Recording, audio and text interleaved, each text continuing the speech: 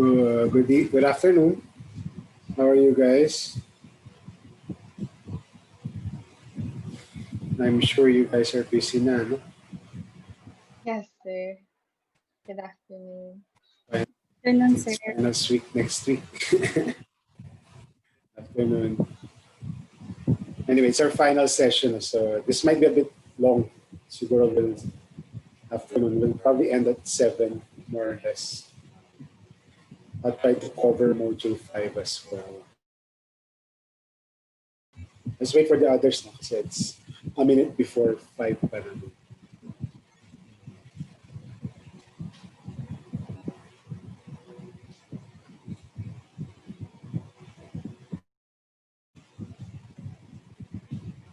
I'll share the deck as well.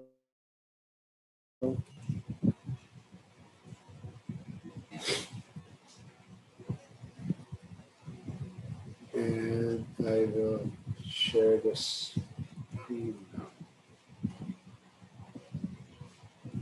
Okay.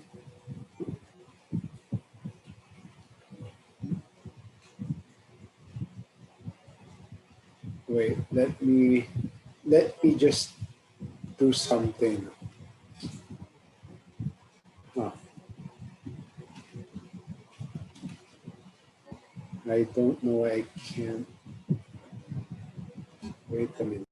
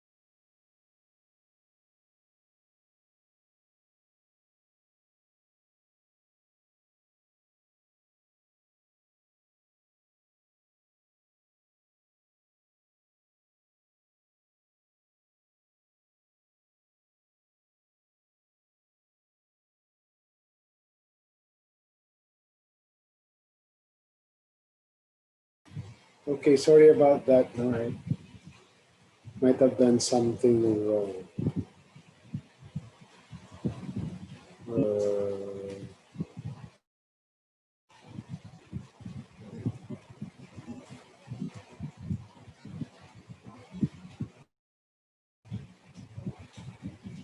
Okay. I think I joined as a guest, no, so I couldn't present my screen. Can you guys see my screen?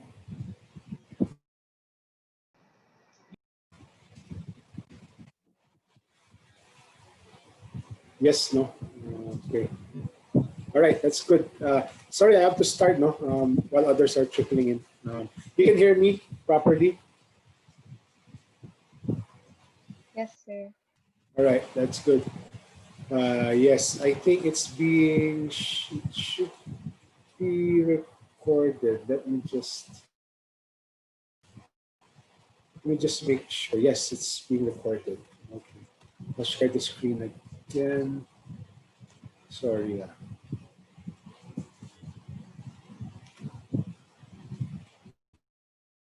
All right. So we'll go ahead. It should be.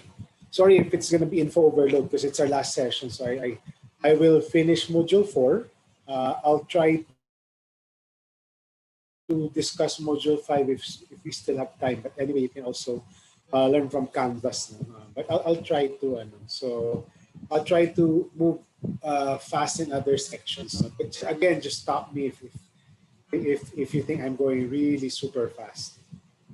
But again, for Module 4, I expect this to be more as a refresher. No? Because I expect that most of you have gone through the materials in Canvas. All right. So it's our last session. Announcements. So again, if you've seen Module 5, it's really short. I just wanted to sort of end it with something that we discussed initially in Module 1, but just dig deeper into it. So Module 5 has only 3 pages. Some readings, no, one relatively long but manageable reading. One final discussion board.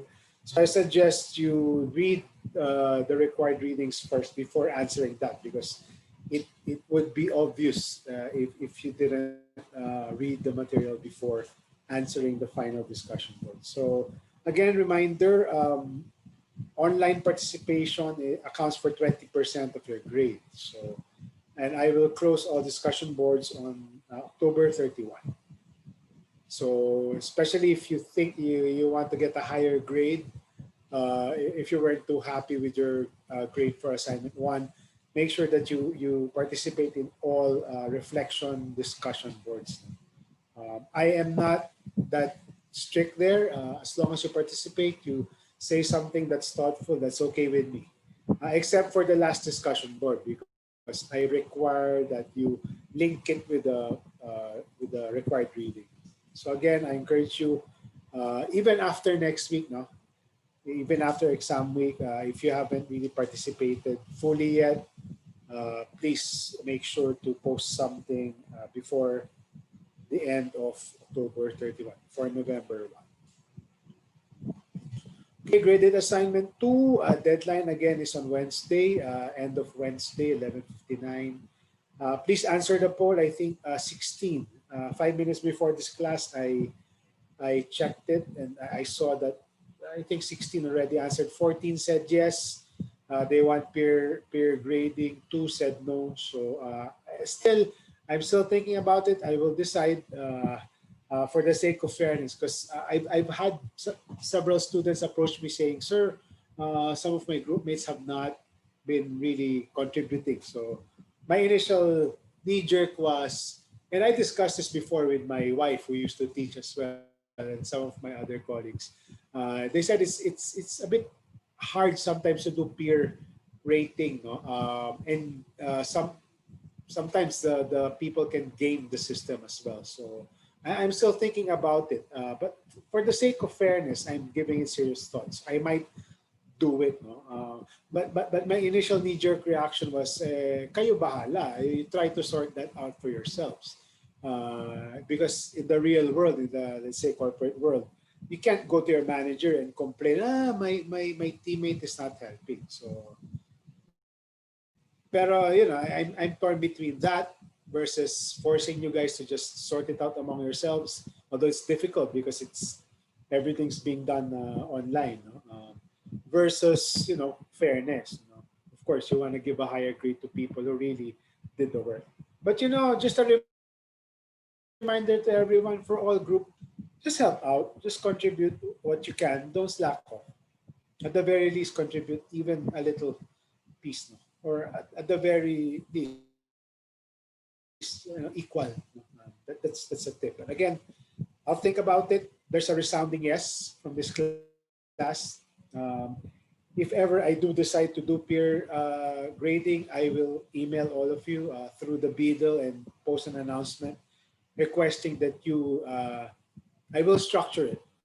Let's put it that way. So the grades, your grade for assignment 2 will differ within each group. So once I have that peer rating system in place. But if you feel like you're super happy with your group mates, then you can just give equal rating for all. You can talk about it as well if you're really happy. Since this is the Assignment 3, final output, I haven't decided yet. I'll also talk probably to the NSTP instructors on that. So let's take it one step at a time. Okay. So if you haven't answered the survey, especially if you want to answer no, now's your time, because there's 30 or 31 in this class. 14 have said yes already. So the likelihood of the majority saying no is kind of slim at this point. But still, I mean, just answer the survey if you have not. So for the final output, as I communicated last Saturday in the announcements, so again, follow the NSTP instructors guidelines for that. If they did not specify any very detailed formatting or space limits, these are my preferences. But again, if they already have, because all of you know, we're in one section, but you have different NSTP formators. Some might already have very detailed guidelines. Ako naman, I will defer to that. But if they did not have any super detailed formatting and page limit guidelines, these are my guidelines. So again, you know me, I'm flexible with regards to format. As long as it follows the outline, length should not exceed 10 pages, single or double space. I prefer APA style, but honestly, I'm not super strict on citations. As long as you're able to cite and not plagiarize, I'm happy with that. So same fonts as I discussed before. But again, if your NSTP formators provided detailed specs already, I will defer to that. So they trump me. I'll give way to that. I'll continue. No, I don't see any questions. So you would have gotten a memo and an email requesting you to fill out course and faculty evaluation. So I hope you do that. That's good for teachers, good for me, feedback for the department. I know it's open this week until the 24th. I think I strongly encourage all of you. So para makaganti kayo sa akin if you want, or just send constructive feedback. Feedback is good. I am not onion skinned. I do welcome feedback, and that will help me also adjust this course for the next sem. I think I might teach again next semester, not next quarter, no? Next sem, I think.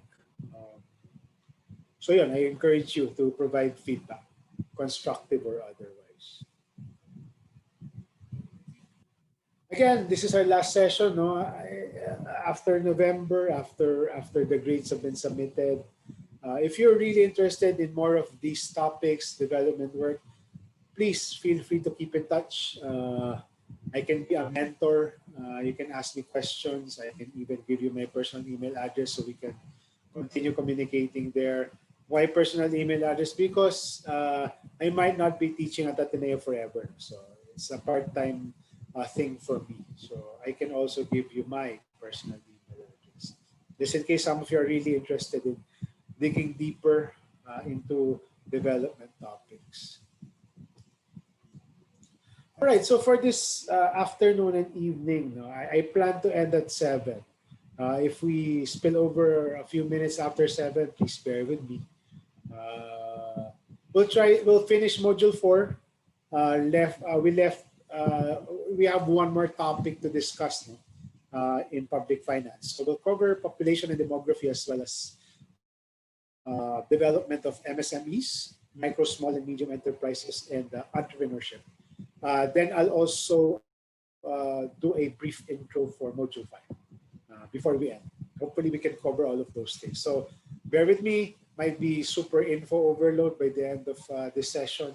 This will be discussing 4 topics actually.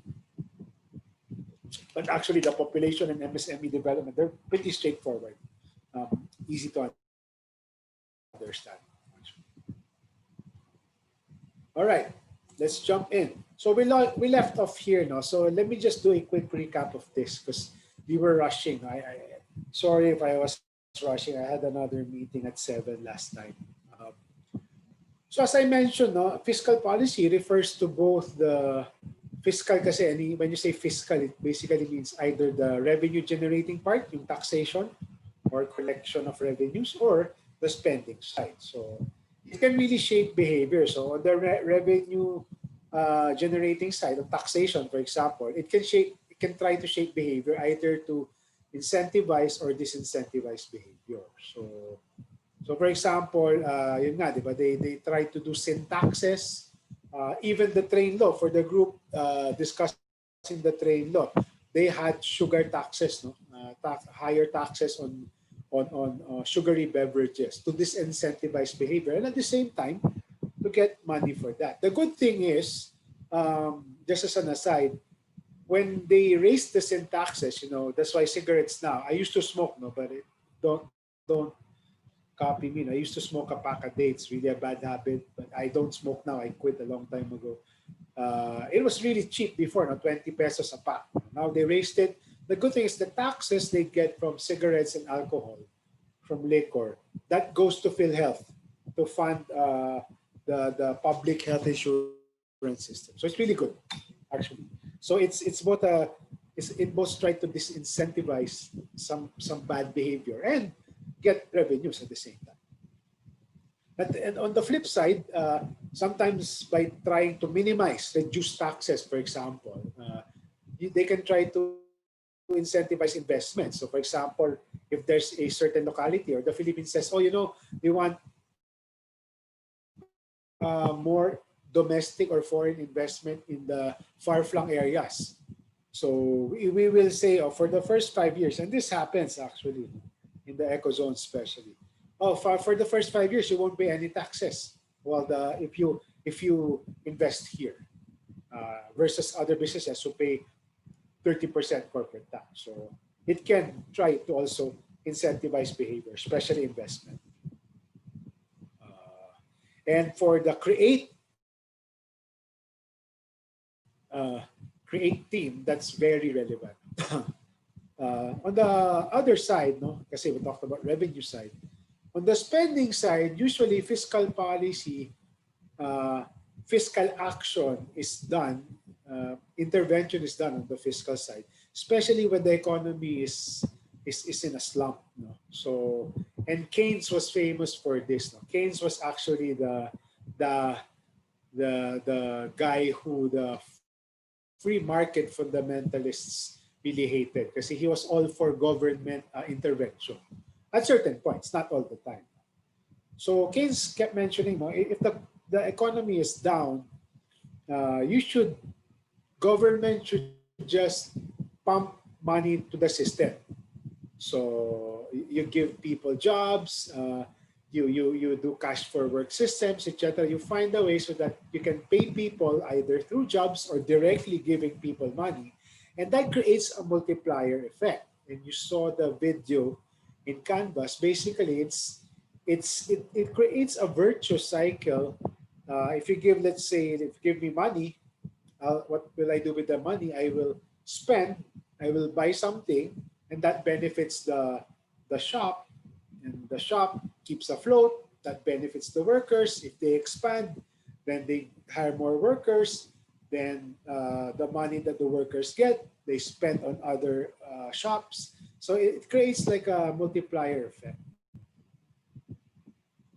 And Keynes was famous, as I told you last time, for saying this kind of stupid thing. Government should pay people to dig holes, even if it's not, even if it's I don't know, walang butas, even if it looks fine. There's still value in paying for something that's useless. It might seem wasteful, pero it actually creates economic activity in the system. So that's what Keynes was pushing for, especially when the economy is down. You pump money into the system through several avenues. And that's what we're seeing now if you're following the news. No?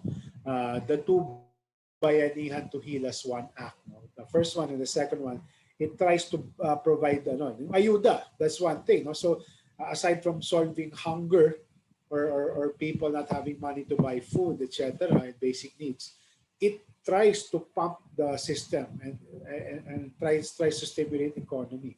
The problem is it's hard to stimulate the economy during a pandemic. This is kind of weird, no? For other times when the economy is down and there's no pandemic, it's okay because people can just go out. Pero in this pandemic, it's hard to really stimulate the economy because people, even if they have money, they don't really want to go out. So it has limits. The extent to which putting money into the system during a pandemic to boost the economy has limits because there's consumer fear. Like kami, we don't go out. We buy everything online. So, but that's good. That's still pumping. But other people, they can't shop online. It's hard for them to really spend and to benefit the shops and to create that multiplier effect. So that's fiscal policy. Sometimes it can be used for specific purposes.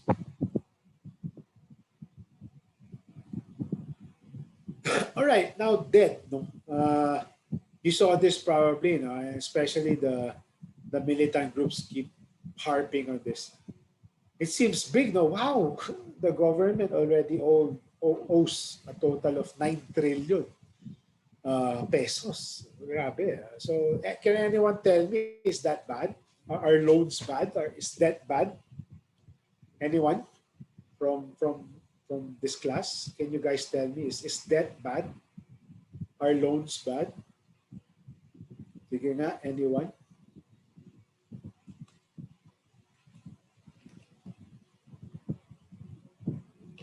And justify why or why not. Do you think this figure is bad? Oh, any brave soul? Hi, sir. Hello. Go ahead, Kyla. Go ahead. I think loans aren't bad in a sense that sometimes you really need them to afford certain projects, and also cause if a country has debt, as long as it has enough income to be able to pay it, then it's not necessarily bad. But I think the danger or the fear now is generating enough income during the pandemic to ensure that the debt that we're constantly incurring will be paid in the future years.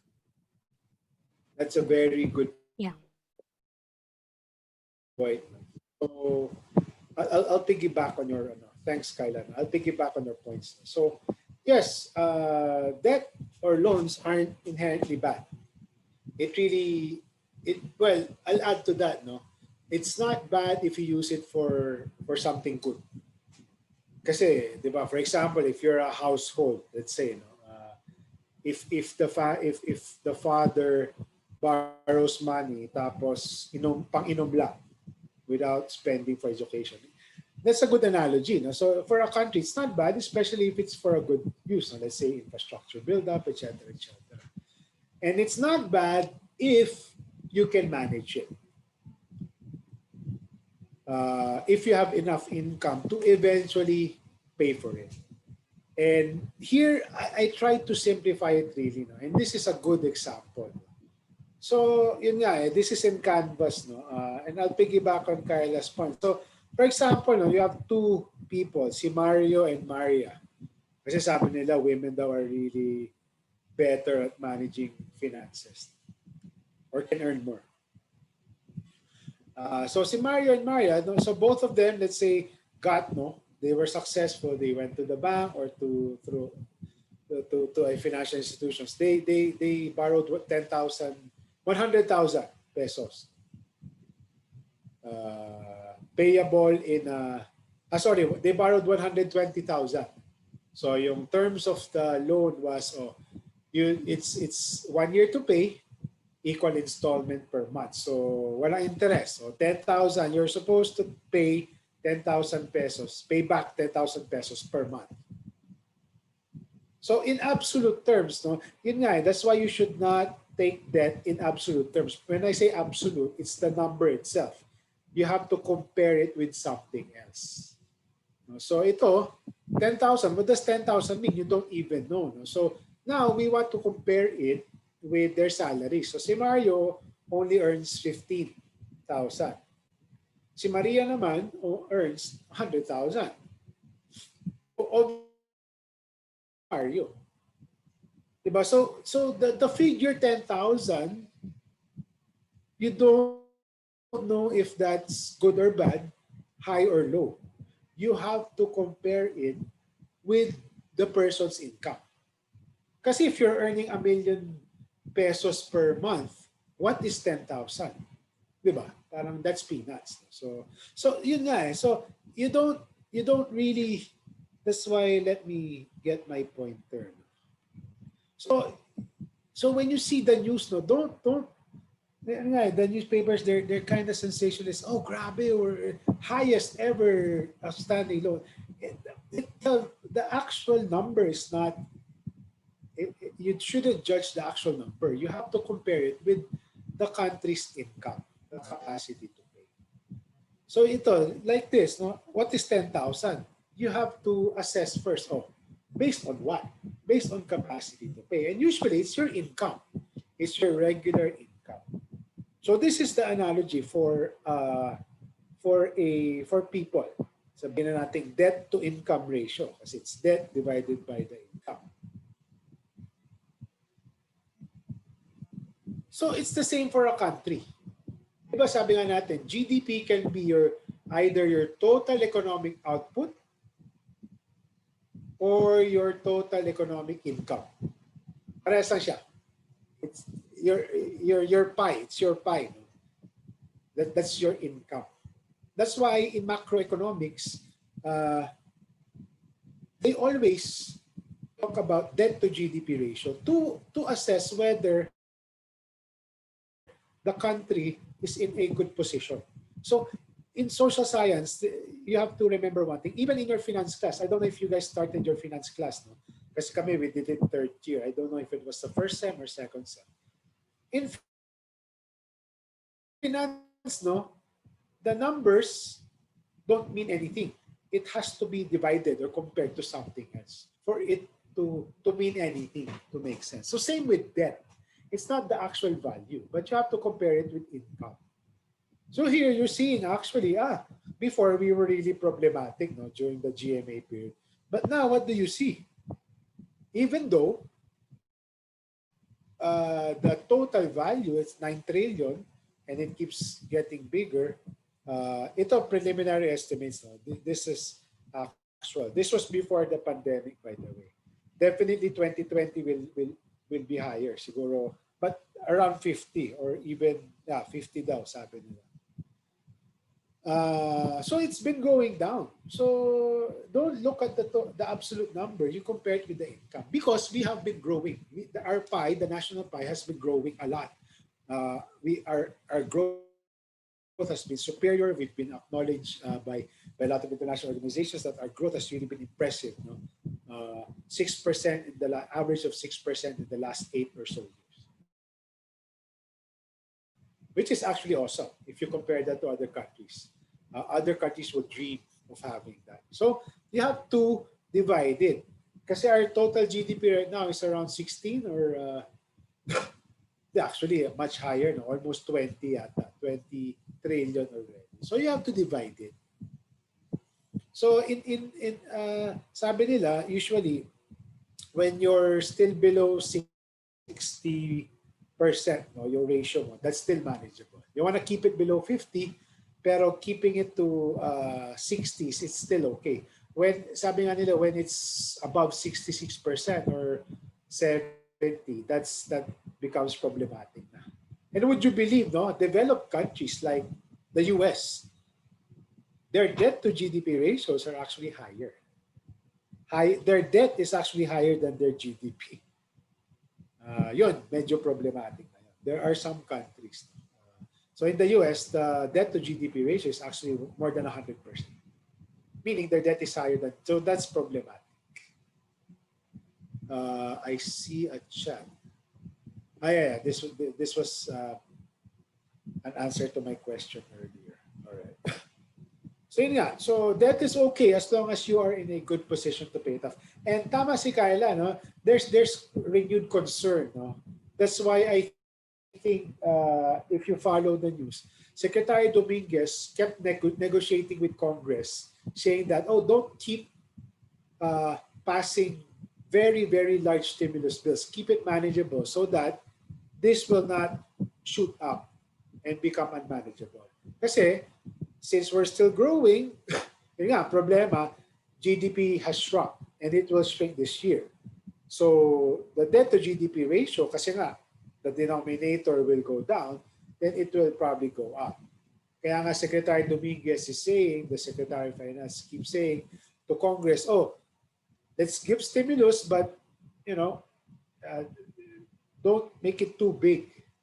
Kasi at the end of the day, it's Congress who decides. They create the laws. But of course, in negotiation with the executive department. So yun nga, that's why during the pandemic, there's renewed concern. No? Although, you know, there's a debate among policymakers or economists. Sabi nila, forget the ratios now. Do it, just keep pumping money so that, you know, people, the economy will continue to recover fast. Some are saying naman, problema, no, the debt might not be manageable in the future. So there's debate on that. There's pros and cons to each side. And lastly, there's a thing called credit rating. Americans know this intuitively kasi in the US, and we are in the Philippines, no, we will soon start this. No? In the US kasi, if I'm a borrower, I go to a bank, or I want to borrow money for let's say a car loan or a housing loan. Based on my past history of borrowing and repayment, they give me a score. No? Basically, that score reflects whether I'm a risky borrower, meaning there's low, medium, or high risk that I will not be able to repay, or there's that's what credit rating signifies. And the terms of the loans will then be set up based on that, based on your risk category. So it's not only for a country, no. When in developed countries, may score ka, and we will have this soon in the Philippines. No? Go to a bank, you don't need collateral na. They just score you, and you know, if your credit score is higher, they'll give you more money or friendlier terms. If your score is lower, then they will either not lend you money or the interest rates might be higher. So same with countries, no? There are credit ratings agencies. There are the big three, no? Standard and Poor. You don't have to memorize this. Moody's and Fitch, no? Who does credit ratings for countries as well as corporations. So actually, our credit ratings have been at the highest ever compared to the past. So which is good. It means it further bolsters that our debt levels are manageable. Meaning, it's a signal to creditors, whether they're international organizations like World Bank or foreign countries. It's a signal that, oh, walang problema, you can lend the Philippine government money. There's low risk that they will not repay you. So that's the concept of credit rating. So I posted the simplified explanation of DOF in Canvas. There's I embedded the Facebook page of DOF. So yun nga, that's why I call this topic demystifying debt, because you know people, you know, especially people who want to destroy the government, they're saying, you know, grabe ang debt natin, it's so high. No, don't take it at face value. Compare it to our capacity to pay.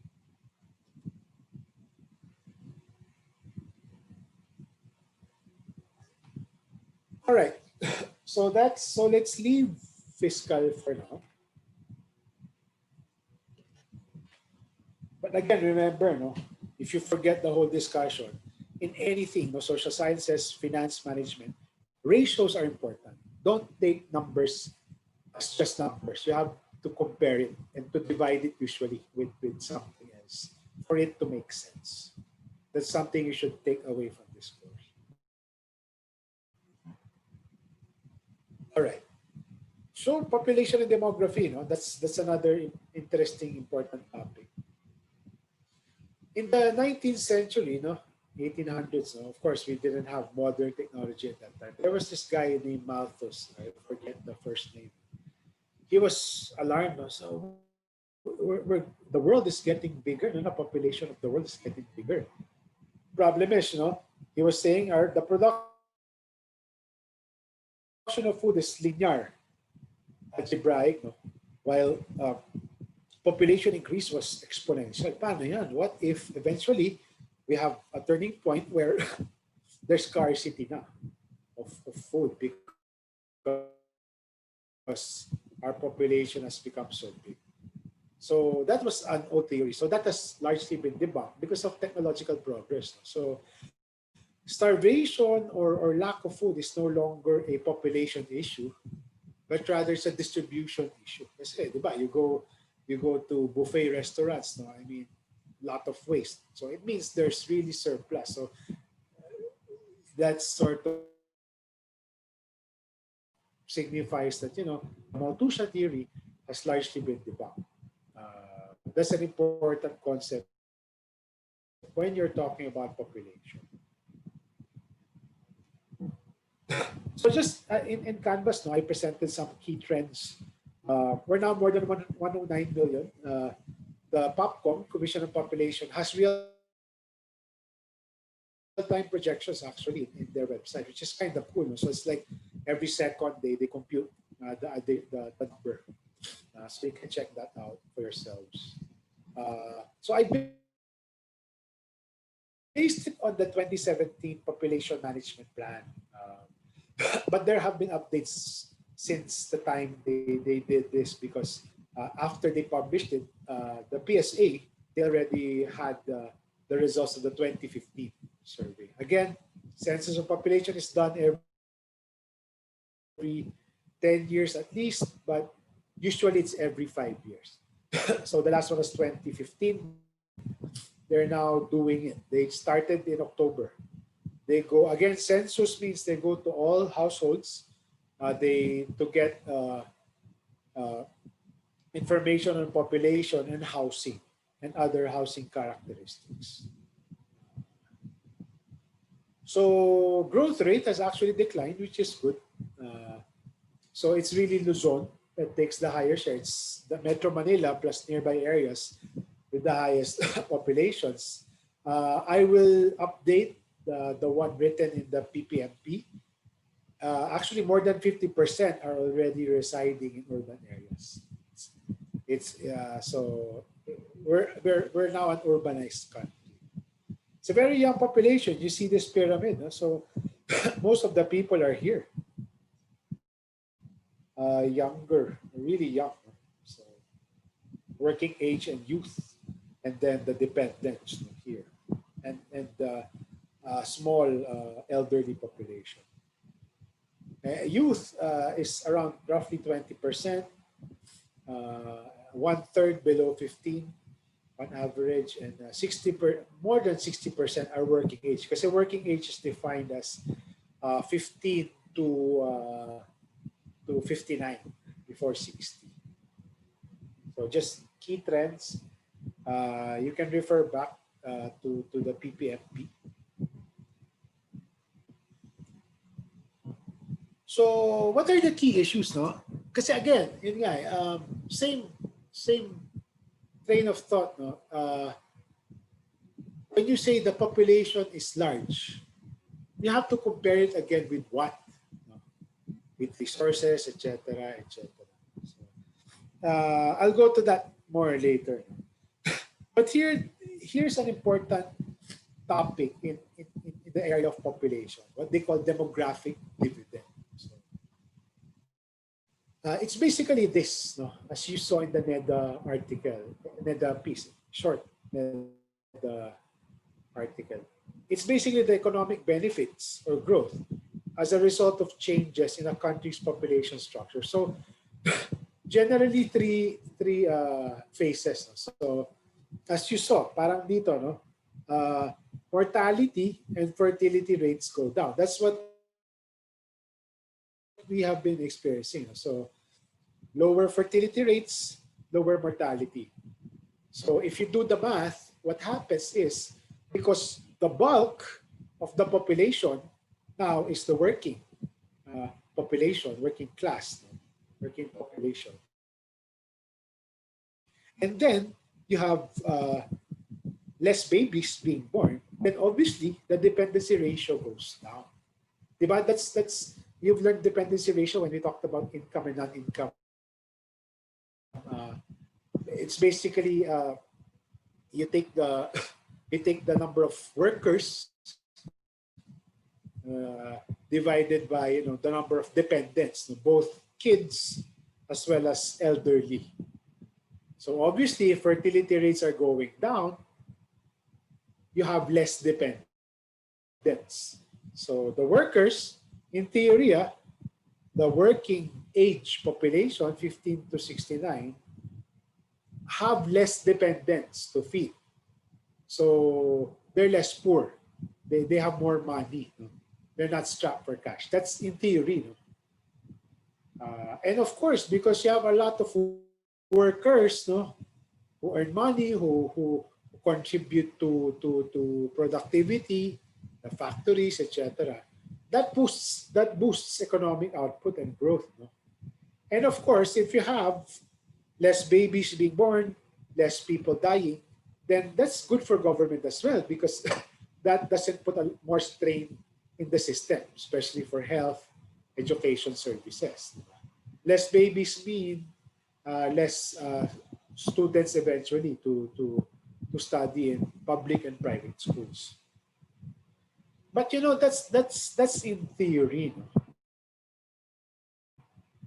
The thing to remember with demographic dividend is the dividend, for it to really reap rewards, economic rewards, the workforce, the bulk of the population, the bulge, no? Remember, more than 60% are working age. That population, that sector, no, has to be productive. If majority of the workforce are not productive, or many are unemployed, then that becomes a problem. If you see the statistics in the NED article, you have a lot of potential workers who can earn income. But the problem is, many of them are unemployed. Youth pa lang, who account for at least 20%. 13%, no, times 2 of the national unemployment rate. So, and then, sabi nga nila, based on surveys, 22%, no, 13% are unemployed, 22% were not studying, not employed, not being trained. So that becomes a problem. Kasi instead of, to simplify it, no, instead of them being productive and supporting what's becoming fewer dependents, kasi nga fertility rates are going down, they end up becoming dependents themselves kasi nga hindi sila productive. So instead of them becoming productive and contributing to society, earning income, buying stuff so that businesses can stay afloat and there's more economic activity, they instead become a burden. So in effect, the dependency rate is affected. Kasi in theory, hindi na sila dependent, but in reality, they become dependents too if they're not productive. Kasi who's gonna feed them if they're not employed? What kind of jobs will they get if they're not in education or in training in the future? So magiging burden sila, pabigat sila. So when you talk about population, it's really the dependency dynamics. One is, it's good, no? You have less dependents. Automatically, that's good. Fertility rates are going down, less babies to support, that's good. But in order for you to maximize the bulge of the population who are the working class, in our case, more than 60%, dapat maganda yung quality of the workforce. They have to be productive or else they end up becoming dependents themselves, which is bad. Because instead of them being productive, they end up being pabigat.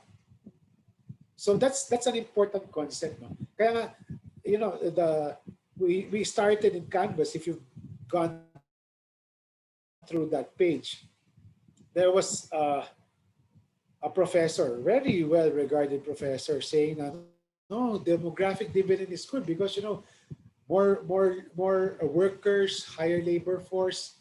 That assumes, no, okay yan, if the labor force is really productive. But if not, if many are unemployed or they didn't have a lot of schooling, you know, did not have high educational attainment, then no, you will not be able to reap demographic dividend because they will end up becoming dependents themselves, effectively raising the dependency rate of the country. So yeah, that's the concept in a nutshell. Sorry, I keep repeating just to try and really explain it fully, you know, and try to simplify it also. But again, just tell me, you know, if have questions. I'm monitoring naman the chat box. Yeah, and you know, ironically, if you saw this on Canvas, those who have fewer resources have larger family sizes. Diba? Ang problema mo, you have a lot of kids, but you're earning, let's say, minimum wage. How can you support? But, you know, the statistics show that those, especially to, see this, no? The higher the incomes are, the fewer kids. The poorer they are, those who cannot afford, actually have higher or larger family sizes. So ito yung flip side, no? Higher dependency ratio. More mouths to feed who are not able to contribute naman. Kasi how can you expect a 2-year-old or a 3-year-old to earn money for the household? So again, going back to the discussion of yung debt natin kanina, it's not the size itself that's the problem. It's can the family or can the country actually sustain or be able to provide for. No? So it's not the absolute number of the population or the number of children. It's can that family actually support or can the country actually support. We'll go back to the national level later. So you know, kita nyo, that's kind of weird. But you know, in the rural areas, just as an aside, sometimes there's a reason for that. No? Subconsciously, sabi nila, you can ask social anthropologists, sociologists. Sometimes they really want more children because they can help out in the farm. In the urban areas, it's another thing. Maybe lack of access to contraceptives, etc., etc., or to methods for family planning. So, yun nga, it's good, no? They fertility rate lang naman means children. No? The rate of bearing children. So, let's say 6 children. Diba? So, the issue here in the country is not so much the absolute. Again, let's stop talking about absolutes. The point is not to control the rate, but rather, if you're government, you want to support what people want, no? The desired family sizes. So for example, here, no? The fertility rate, so on average 3, based on the National Demographic and Health Survey. That's done usually every 5 years. 3 daw. That's the actual. Actual yan. That's actual. Now, they compared, no? They have this thing called actual fertility rate versus desired fertility rate. So they do that through a survey. No? They ask people, oh, how many children do you want? So what they found out was, on average, ito na lang, dito na tayo sa total. The actual fertility rate is 3, but based on the responses, it's really 2. People want 2, not 3. So it means there's something wrong there, and many possibilities. Either they did not unintentional lack of access to family planning methods, or know-how, etc., etc. So again, government's plan really is, it's not so much controlling population, but controlling what they think families can support, and that's reflected in the desired or the wanted fertility rate. Kita nyo dito? But still, you see the poorer ones still wanting more. No? Kasi wealth naman, the income classes are highly correlated with education attainment. The poorer you are, usually, mas less yung education attainment. So quintile meaning, that's 20%. No? So they divide the population into 20% groups. So lowest, meaning poorest, 20% class, second poorest, 20% population, etc. So still same trend, even in the desired, pero significantly less than the actual. Meaning there's a gap.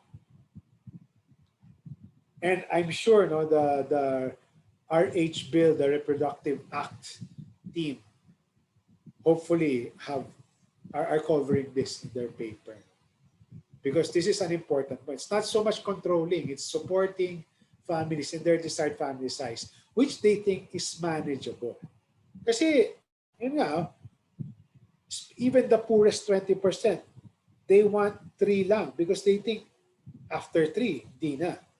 But they end up, maybe because yun nga, kulang sa family planning methodology or know-how or commodities even, they end up having more than 5. Of course, on average. Of course, you can have 5.2 people, but that's just based on averages. Versus 3. So there's 2. There's a difference of 2.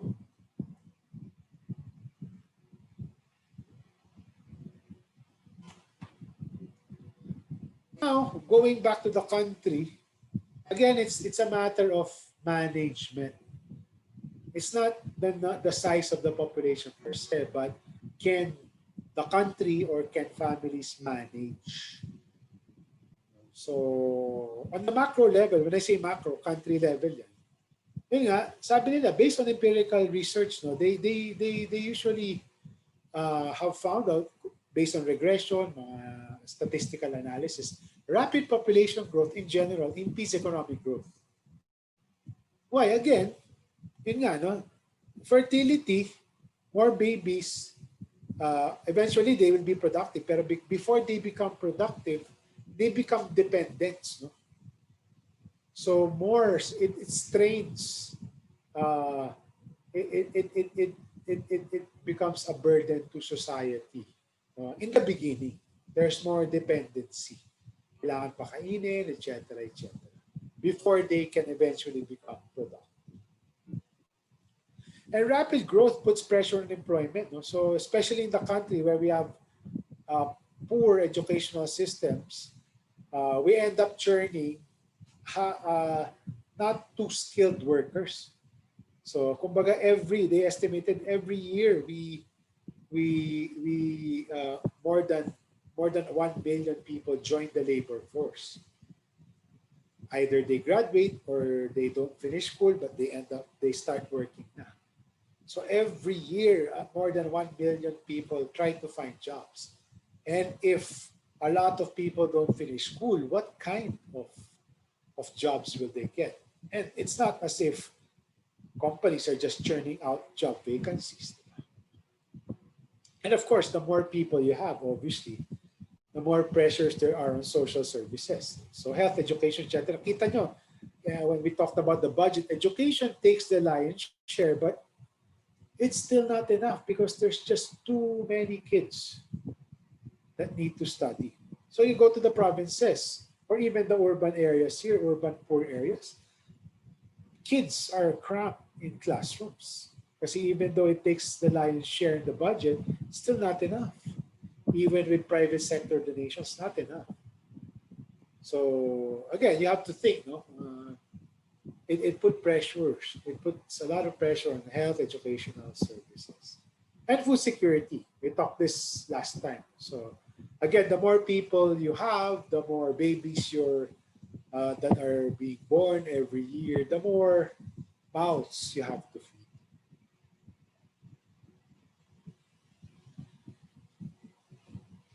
So yeah, in one of the discussion boards, that's really alarming when I saw this article. Wow, every week, 40 to 50 Filipino children aged 10 to 14 years old give birth. Wow, di ba? Up to 14, no? What about 14 to 18? Meron din. So teenage pregnancy is really becoming a problem.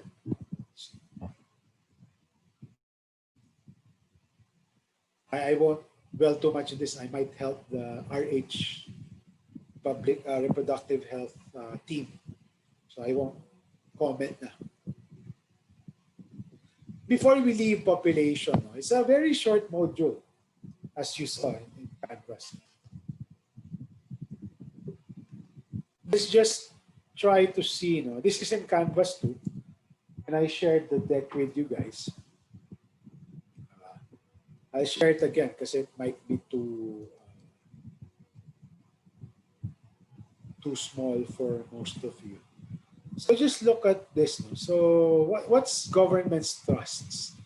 See, again, it's not trying, this one, it's not trying to control population size, but it wants to help individuals and families, couples to achieve the desired, the wanted fertility rate.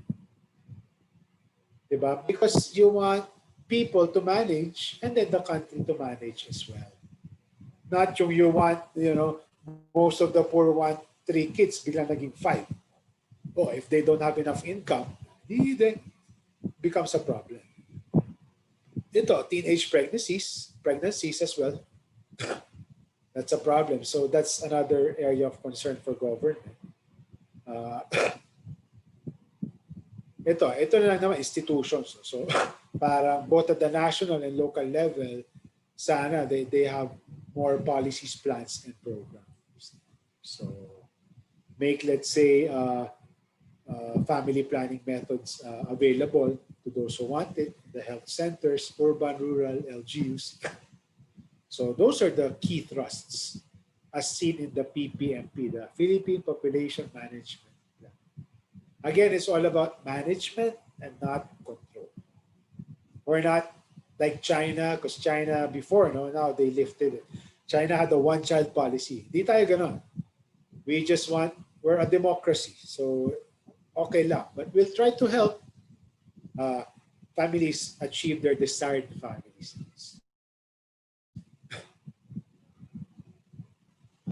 All right. Any questions at this point? I don't see questions. See, we've covered 2 topics na. Not too hard, no? Population is not a hard topic. The key concept really is dependency. It boils down to, are you able to manage it as a family or as a country? Or are you adding more dependents? Or are the working people who are not supposed to be dependents also being dependents themselves? Walang trabaho, nothing school. So they end up becoming a burden as well. All right, so I don't see any questions. Let's go to the last topic of Module 4, which is, this is included for you guys because you're in JG Song. No? You're taking up management. So,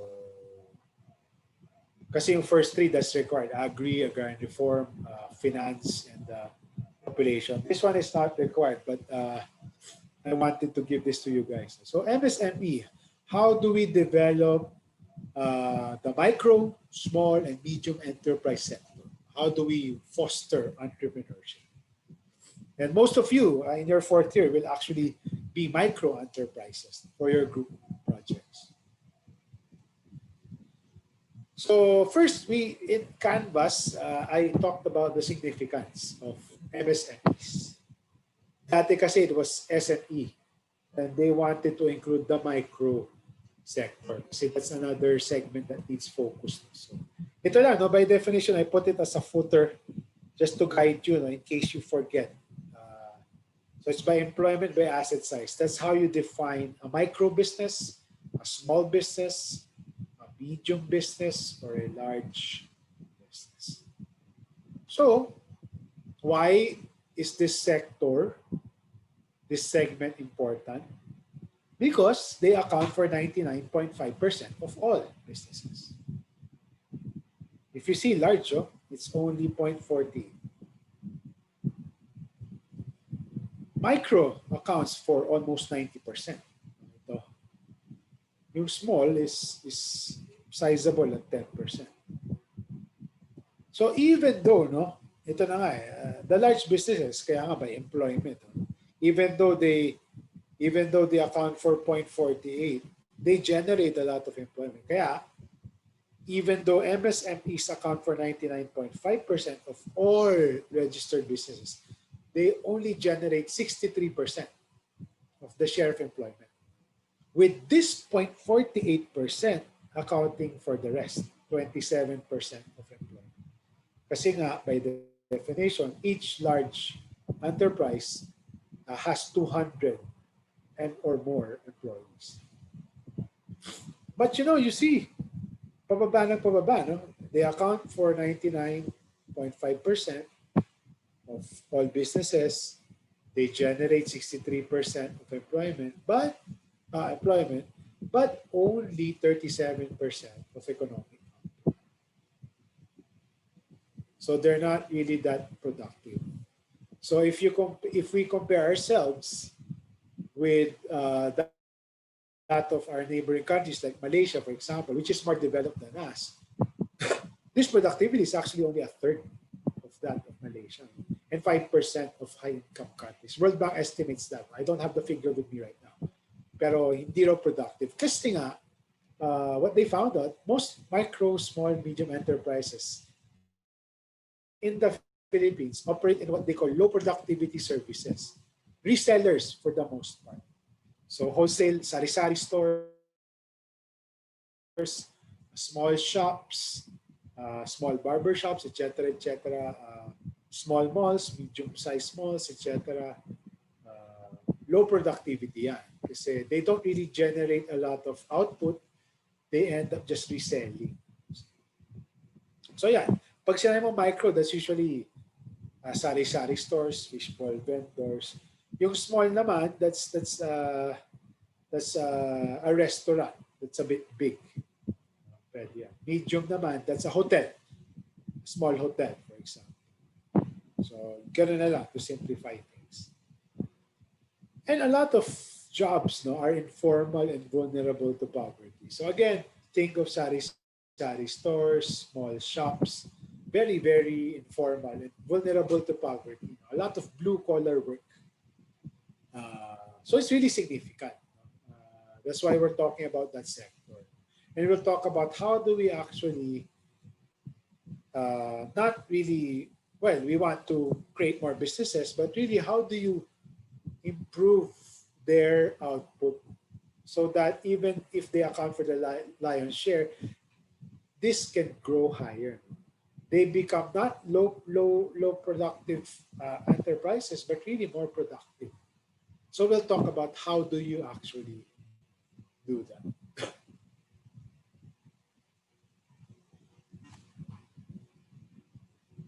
So yeah, no, so the government and even international research outfits, they identified what are the barriers to realizing that potential for MSMEs to be more productive, to generate more output. The first thing really is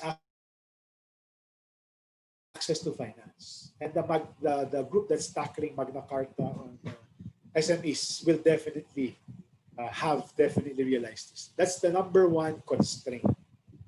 Again, going back to our agri piece, MSMEs because they're small, banks or financial institutions are a bit worried. They're a bit averse, risk averse kasi ang mga banks.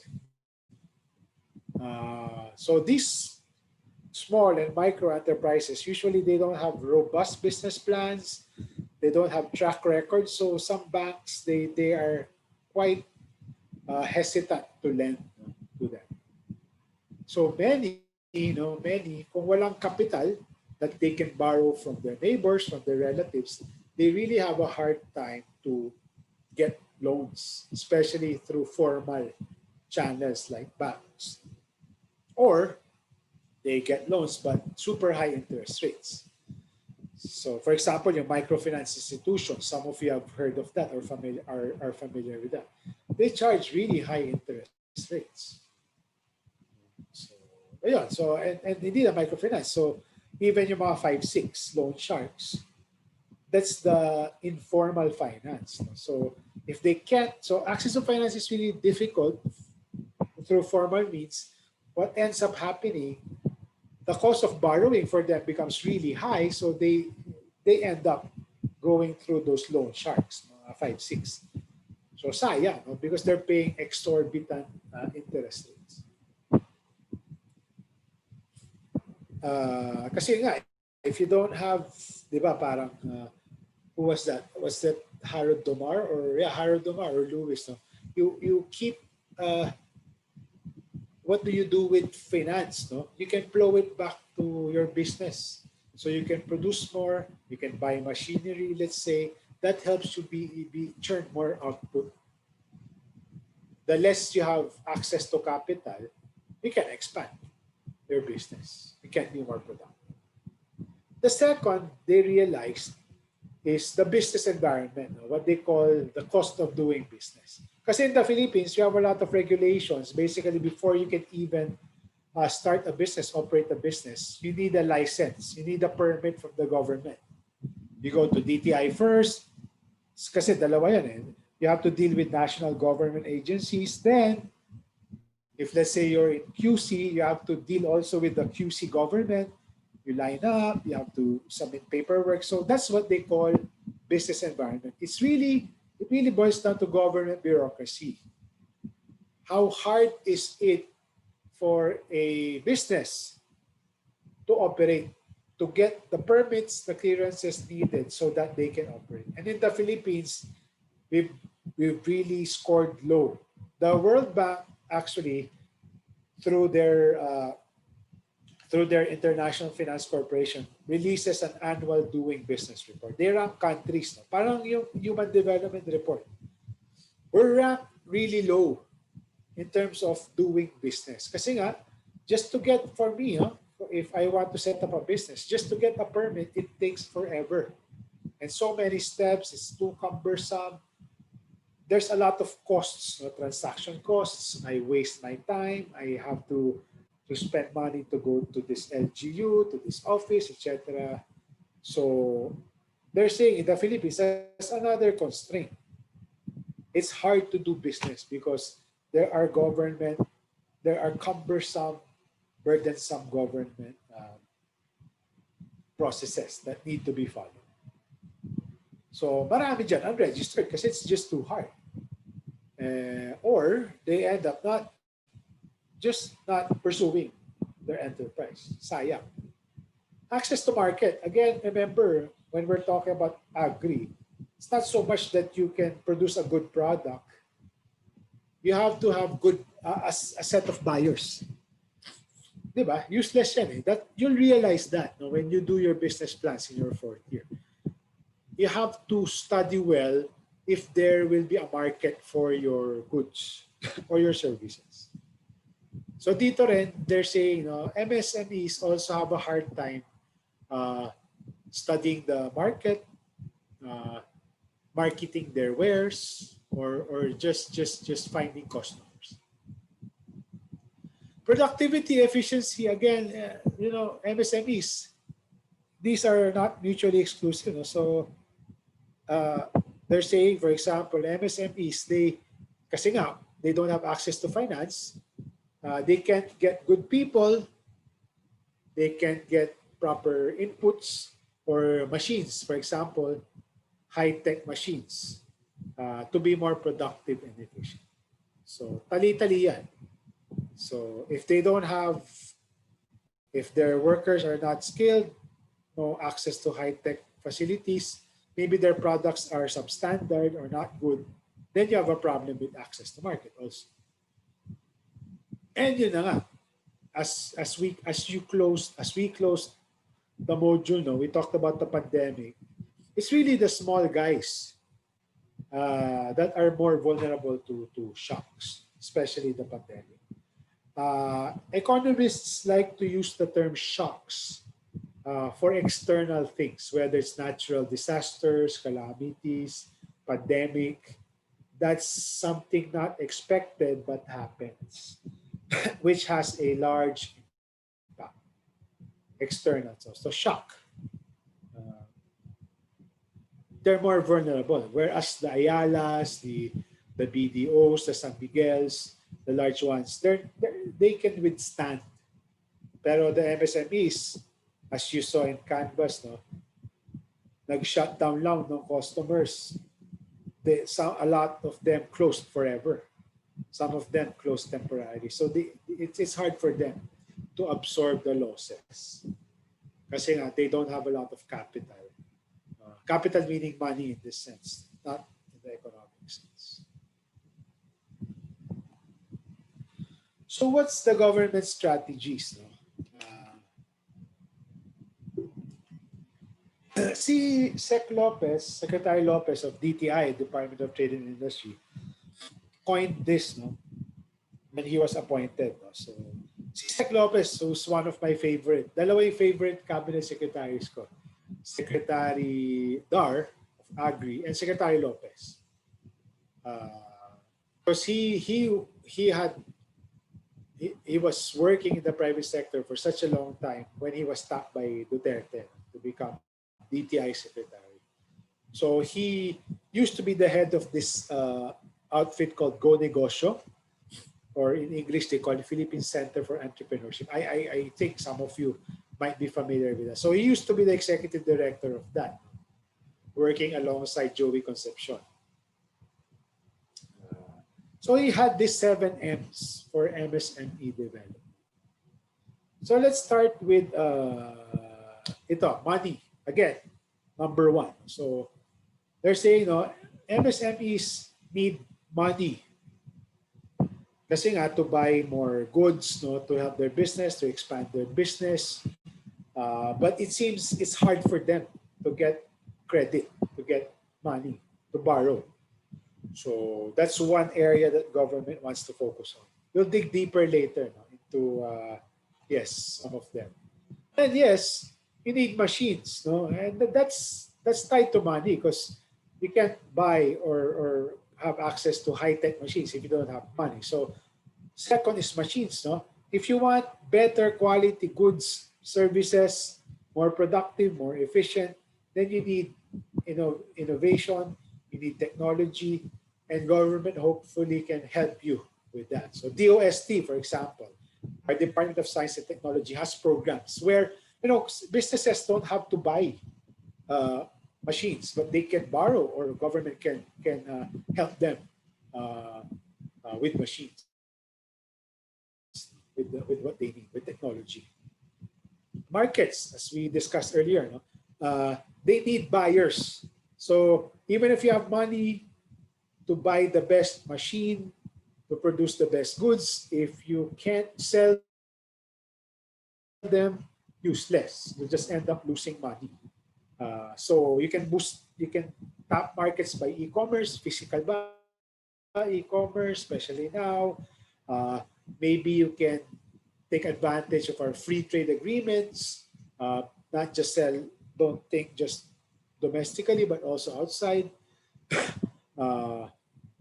Is the infrastructure good? If I ship it to the provinces, is it cheap? Is the road okay? Is the logistics services okay? So that's markets. Models naman, it goes hand in hand with machines as well. sabi nga ni Mon Lopez, and sorry, models tie best with mentoring. No? So MSMEs want models as well, no? That they can copy, they can replicate. Sometimes kasi when you're inspired, no, that's when you come up with, yeah, I'm inspired by this. I think this will work. So exposure also to models, no? And templates also. Business plans especially, no? And that's what government tries to do when they help MSMEs. And they can learn models from the large businesses as well. So how do you learn from what other successful businesses are doing? How do you build models on? Mindset. This has been a long complaint of DTI. Sabi nila, the mindset of MSMEs is rather myopic or very not ambitious. Masaya na, no? Just oh, I'm happy with my small store. I don't want to dream big. Mindset is all about being more ambitious, dreaming bigger, more ambitious, no? Larger market, expanding, improving goods, etc., etc. Mastery ties with innovation, so and machines. No? You want excellence. You want your workers to be really skilled. You provide more training, etc., more opportunities. You take advantage of advancements in other countries and models as well.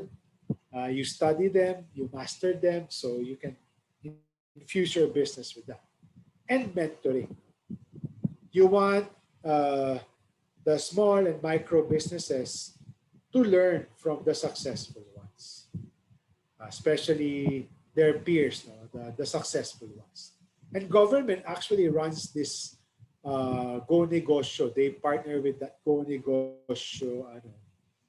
They try to mentor many, especially nascent or startups. No? New startups, tech or not tech startups, new enterprises, especially those who are new, grappling with what to do, etc. So mentoring also plays a role. So that's the 7 M's of Dr. Lopez, which DTI is implementing. So, I mean, to be more specific, the 7 M's can be sort of encapsulated into 5 key strategies as you see in the MSME development plan. And that actually, this is basically the flip side of this one. So number one, this should be number one actually. So you want to improve access to finance. No? Maybe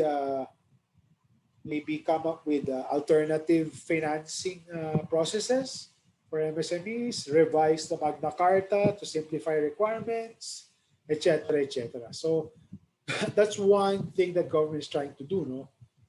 And during the pandemic, they became really popular. Itong PhilGarant, SB Corp, Small Business Corporation.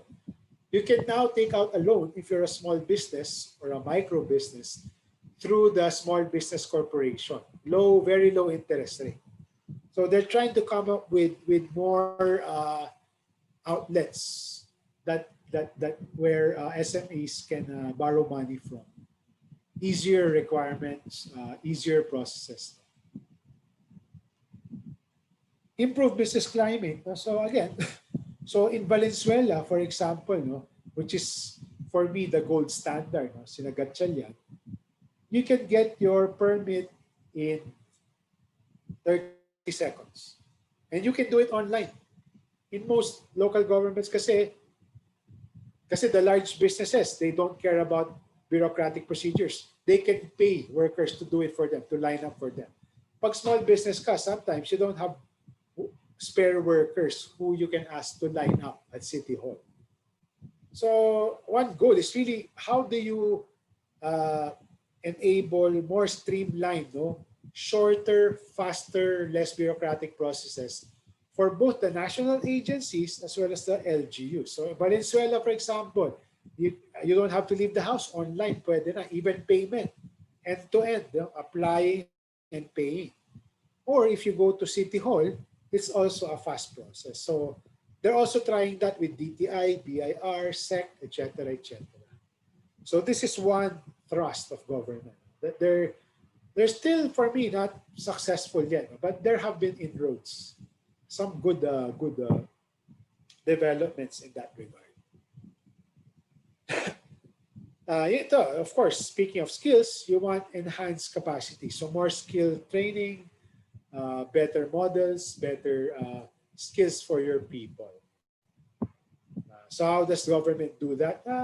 Uh, Work with Tesla, for example, for better skills, etc., etc. Improved access to technology and innovation. Ito, for example, DTI and DOST, they have what they call shared service facilities. You go to the provinces, a small business can actually borrow the machine of DTI housed somewhere to process things. So for example, speaking of coffee, which we talked about last time, in some regions where they grow coffee, there are shared service facilities. Kaya shared service kasi it's not exclusive to a group. No? Any firm can apply to use it. They have shared coffee processing facilities, roasting even. So that's an example. And DOST also provides support. No? The next time you buy a local product, if you've seen yung mga sa kultura, no? Yung mga for balikbayans and for foreign tourists, those with good packaging, if you notice at the back, you'll see the logo of DOST, Department of Science and Technology. They will help in good packaging, etc., freeze drying, vacuum sealing, whatever. No? So DOST can also help. And then a government also, in some agencies provide financing to buy technology or machines, equipment. And the last is government is also supposed to be trying to help MSMEs top buyers. So e-commerce, for example, DTI, for example, they're trying to connect SMEs. Gusto nga nila what they call internationalized SMEs. SMEs to be able to sell outside, not just Philippines, pero dream bigger, dream ASEAN. Kasi for example, as an aside, we have with our the 10 ASEAN countries, including us, we have a free trade agreement. You've learned tariffs before, di ba? So virtually, when we want to sell to Thailand or Indonesia,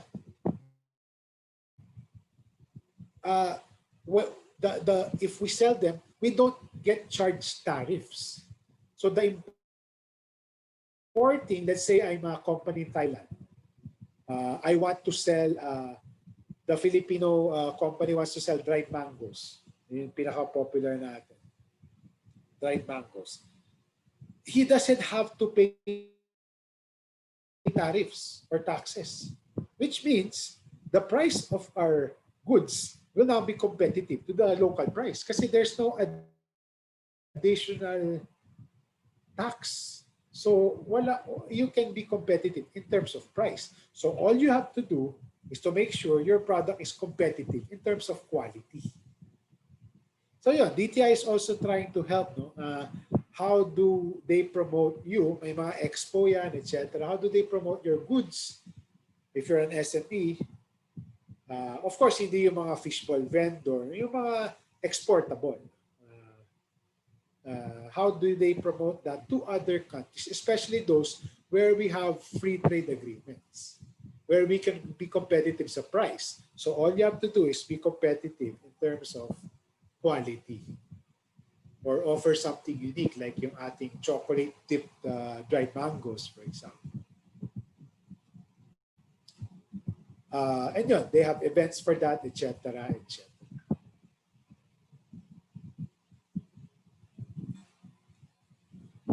And the last thing I talked about in Canvas when it comes to MSMEs is really the pandemic. No? Again, MSMEs are the most vulnerable sector.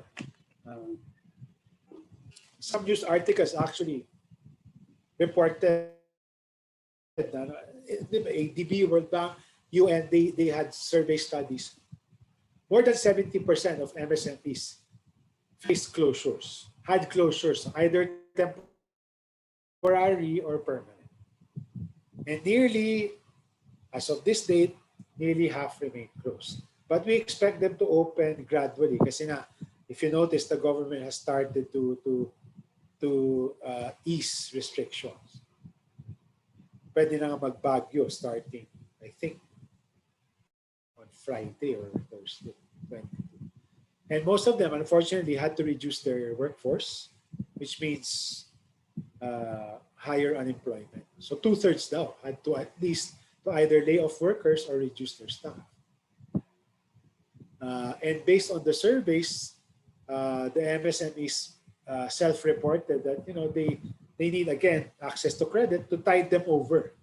This time around, it's to tide them over, not to buy stuff, not to expand their business, just for them to continue paying rent or to pay their workers. Tax breaks daw sana, deferred loan payments. So not necessarily access to credit, but if they don't have to pay their loans right away.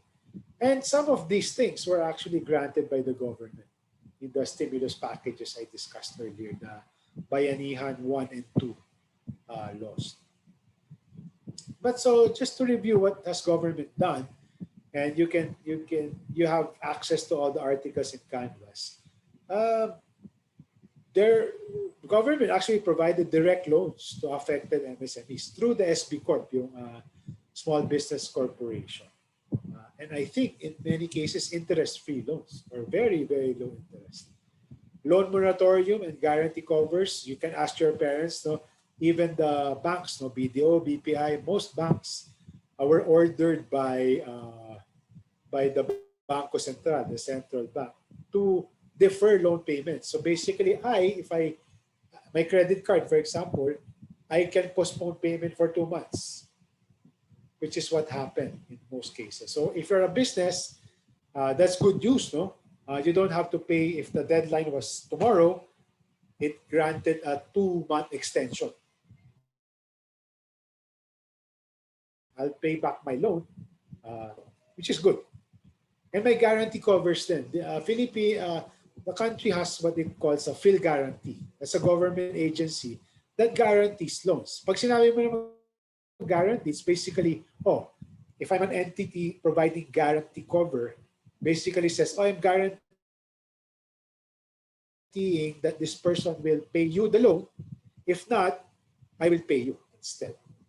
So, yun nga. So, the good thing is that Philippine agency called Phil Guarantee provided guarantee covers, basically saying to not all MSMEs, but some MSMEs, you can get a loan and I will guarantee it. Kasi the banks are more, kasi nga risk averse, no? Pero if you tell the banks that, someone is guaranteeing it, I have it on paper, then they won't be scared to lend you money. Tax credit for losses, they call it NOLCO yata. This is good, no? And this is support to MSMEs in the future. What this means, no? And all of these were done in the stimulus packages. What this means is, DOF agreed, Department of Finance agreed. So for example, a lot of you, because you had to close shop, you lost customers because of the shutdown. If you, alam niyo sa accounting, di ba? If you did not make a profit, but you ended up making a loss for year 2020, you can credit that in your next year's income tax. For example, let's say Octagon. Just an example, Octagon, yung computer store, the big one. Let's say they incurred a net loss. It's a net profit. You have profit. A net loss of, let's say, 10 million pesos for 2020. Kasi nga, loss of customers, etc. Although the tech companies actually made more money kasi everyone was working from home. But just, for example, what they can do is next year, if they generated a profit, let's say 15 million net profit for 2021, and they have to pay taxes, no, they can subtract the 10 million from the taxes they owe government. So erase the example. So for example, the taxes they need to pay government ends up becoming, kasi they made a lot of money in 2021.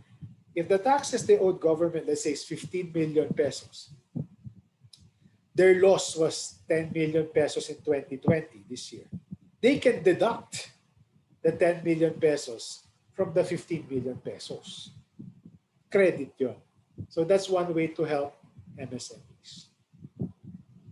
And lastly, government also provided, ito indirect, no? So wage subsidy for affected workers. So the workers who were not laid off, no, from their companies, but did not have work for some time, suspended lang yung work. No? So no income on their behalf during that time, no income. They were eligible to get the small business wage subsidy from government, mga 8,000 din. That's indirectly helping MSMEs because it minimizes the pressure for them to lay off their workers. Suspend, yes, but lay off, no. Kasi the government will, in the meantime, provide money to tide them over. So you don't have to lay them off. And at the same time, they're helping the workers. The government is also trying to help you. So a lot of developments as well. So, but of course, it's not perfect, as in any government. And there have been a lot of complaints, no? Inefficient procedures, etc., etc. But these are just to do a quick rundown. These are some of the programs that government, the interventions that try to help MSMEs, acknowledging the fact that MSMEs are the most vulnerable sector in society.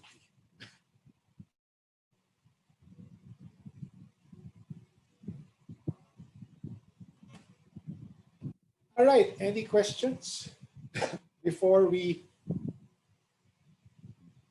cover the last part?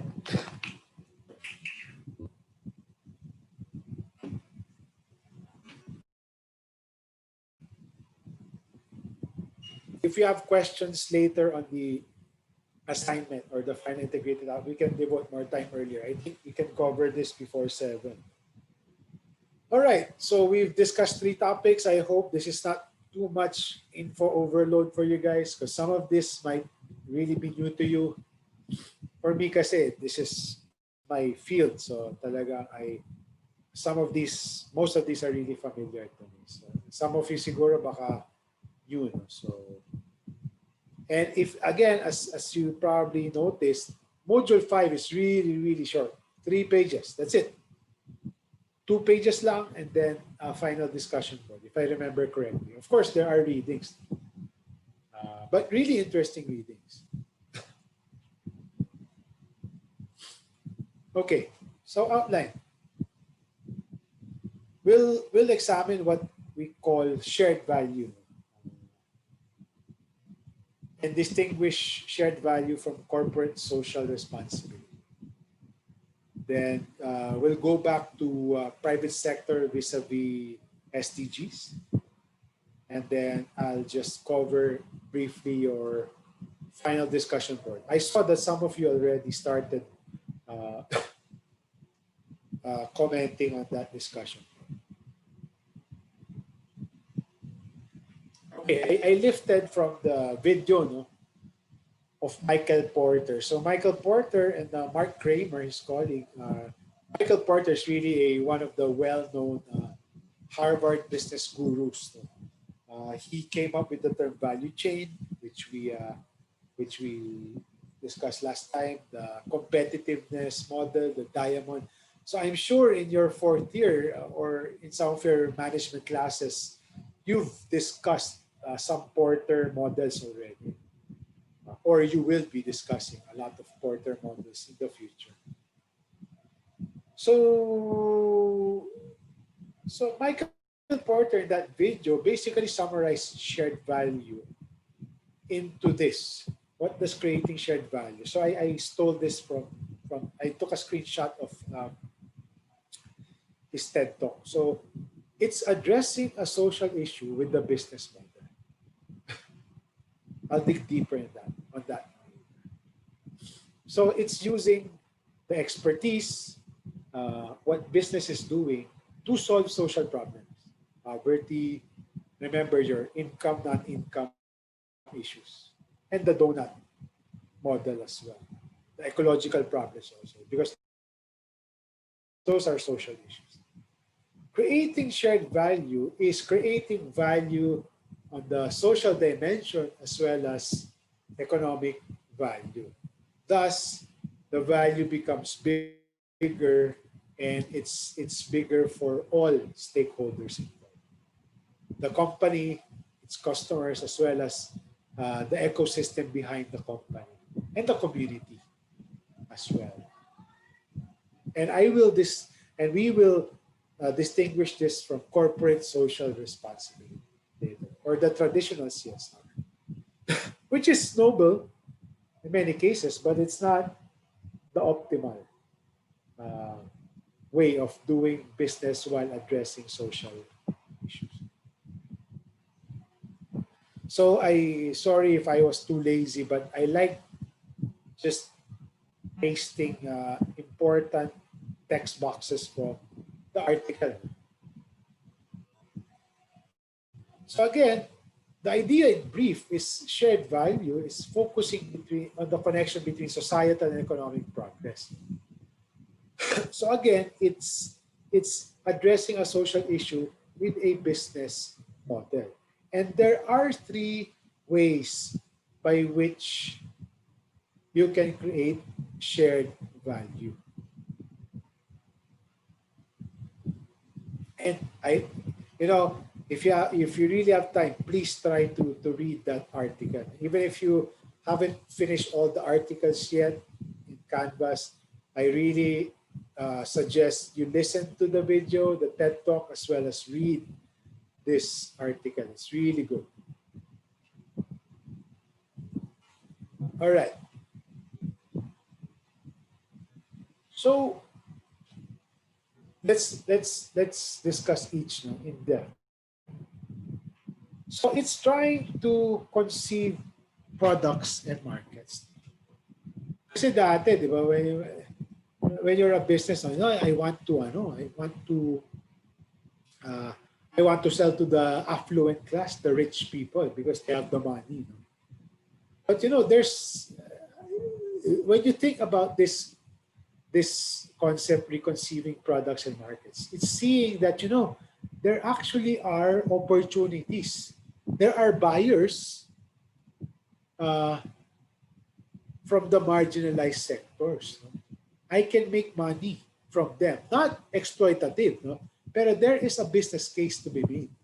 One famous Indian economist or management expert came out with a term called fortune at the bottom of the pyramid.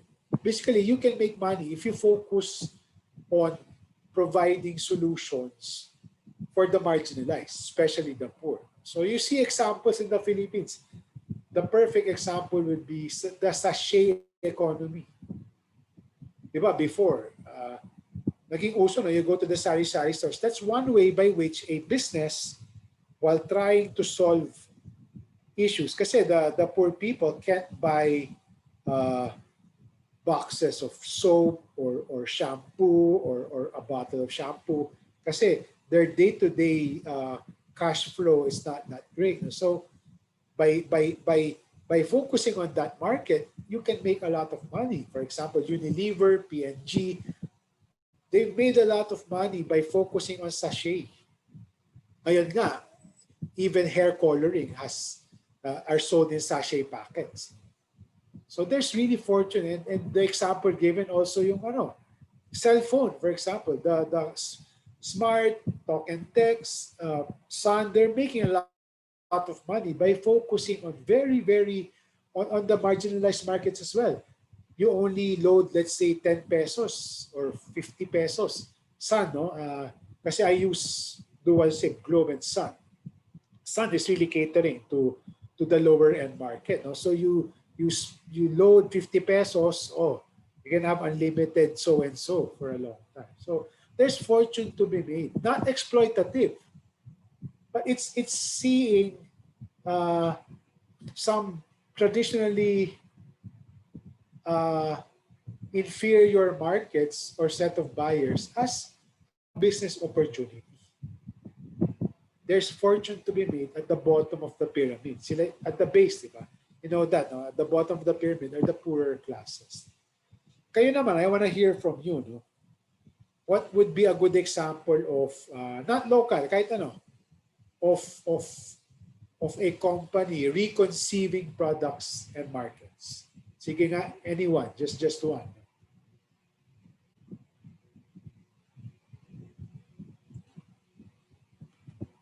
If you're still listening to me. Any good example you can think of for a business reconceiving products and markets? Fortune at the bottom of the pyramid.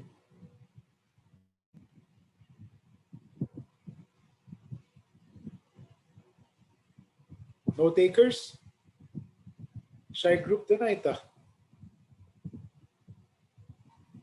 Sir, Ito. Go ahead. Pat, sige. I'm not sure if this is a good example, but I had a prof who has a business called Vente Philippines, and all he sells are like everything that are priced at 20 pesos. So like toys or like makeup, school supplies. So he said that he wanted to target the lower class and give them like these products at a very, very low price so that they could afford it. That's a very good example. Yeah, so it's seeing that there's a market for it. You know, so I mean, sometimes it's you do it because you want, well, it's both, di ba? Kasi you want them to have access to something, and at the same time, you make money out of it. So one good example also is mga low-cost housing. But in some cases, it's exploitative kasi very substandard. Pero some, no, there's this group called 8990. They focused on the lower segment, but decent housing. No? So they saw an opportunity and they wanted to address the lack of decent housing for the poorer households. So that's one way. No? So you see them as a potential market. And you also want, and at the same time, you're helping them.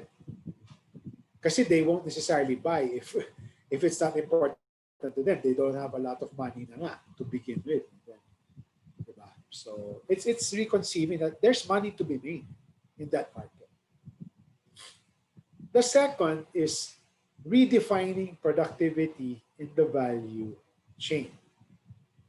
So again, we talked about value chain last time. So it's transforming your product and moving it from one form to another. So let's say yung cacao, then it becomes processed cacao, and then it's bought by turned into different shapes, and then turned into coffee bars, etc., etc. So that's the value chain. So you transform it, it's passed on from one entity to the next. So yun nga, the perfect example here is Kennymer. So yun nga, ito, helping farmers meet quality standards. So parang you're not just helping the farmers, in the case of Kennymer, earn higher incomes, shift to a higher value crop. You're doing that, no? Pero it's a win-win because it serves a purpose for your business. You're helping them get loans so they have farm inputs. You're teaching them technology, not just out of purely goodwill, because you want to make sure that your value chain, you're assured of good supply of cacao that you can eventually sell to Mars, because Kennymer sells to Mars. So it's win-win. You help them, you provide additional support to them, finance, technology, know-how, organization, etc. because it also helps you. So win-win, di ba? So you want to identify what are the different uh, ways by which you can help your suppliers, especially the marginalized ones. O ito naman, for example, in the example of Porter, I think it was Amazon or a shipping or a delivery service company. They wanted to cut on packaging costs and at the same time help the environment. So it's a win-win, di ba? They're helping uh, the environment, less trees, etc. Kasi they use cardboards. No? Dito kasi if you order Lazada and mostly plastic. If you order in the States Amazon, it's mostly boxes. So they tried thinner packaging, thinner materials. So less resources, though not economics, di ba? Less resources used, less waste. And at the same time, it helps the business kasi lower costs. On the other side naman, not the supply side, but on the distribution side, ito Coke is famous for this, Coke and Pepsi. You help the sari-sari stores. You provide loans to them. You help beautify their signages, di ba? Yung Nenita store, di ba? Ang ganda. It helps them, or you provide a fridge, but at the same time, you help distribute your products. So win-win siya. You help each other. So kami right now, our agency, USAID, our organization, we're partnering with Coke. We're helping retail stores, mga sari-sari stores, adopt COVID-proof behavior and at the same time mga techniques. That's good for Coke kasi distribution channels nila, and it's also good for the sari-sari stores kasi they can continue selling. So both from the supply side and to the final market side, that entire value chain, you can find ways by which you can make money or help your business and at the same time address social issues. Oh, kayo naman. What is a good example naman? I provided good examples na. Oh, anyone else aside from Kyla and Pat?